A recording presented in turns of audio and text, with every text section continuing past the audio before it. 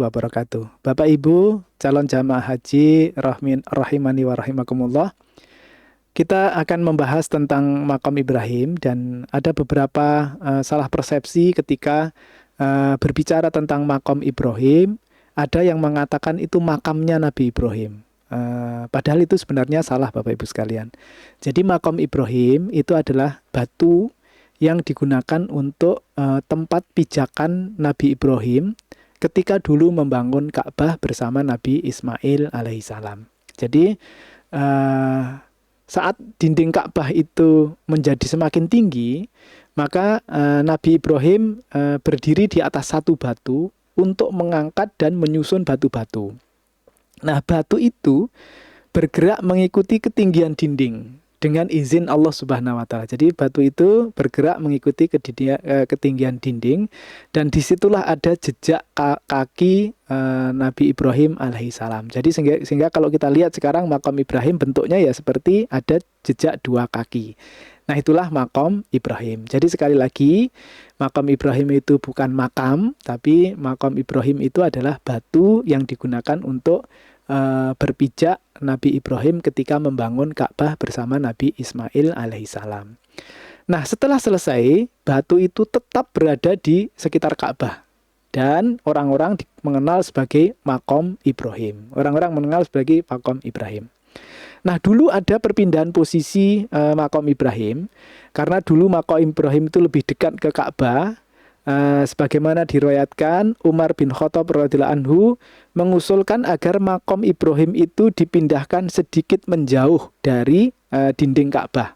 Kenapa? Agar tidak mengganggu yang tawaf, kemudian agar orang yang sholat di belakang makam Ibrahim itu menjadi lebih leluasa. Karena ada syariat di sana nanti setelah selesai kita melakukan tawaf 7 putaran, maka kita melakukan sholat di belakang makam Ibrahim. Wa takhidu min maqami Ibrahima musola. Maka jadikanlah di makam Ibrahim itu sebagai tempat untuk sholat. Dan dulu Rasulullah SAW juga mencontohkan kepada kita, beliau datang ke makam Ibrahim, kemudian membaca wa takhidu min maqami Ibrahima musola, lalu beliau menjadikan makam Ibrahim itu di antara beliau dengan Ka'bah. Lalu beliau sholat menghadap Ka'bah. Jadi makam Ibrahim itu di antara beliau dengan Ka'bah. Lalu kemudian sholat menghadap ke Ka'bah berarti juga menghadap ke makam Ibrahim. Jadi makam Ibrahim ada di depan sholat kita. Sehingga itulah disebut dengan sholat sunnah 2 rakaat setelah tawaf, sholat di belakang makam Ibrahim. Selama makam Ibrahim masih dalam kondisi longgar atau tidak padat dengan orang-orang yang sedang tawaf.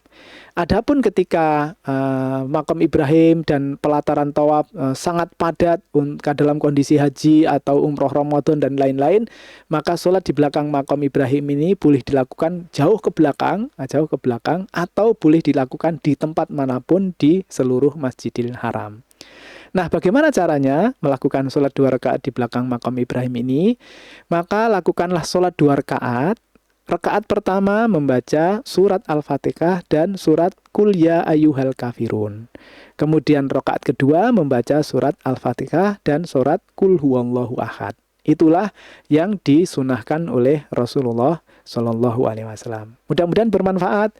Bila taufik wal hidayah. Wassalamualaikum warahmatullahi wabarakatuh.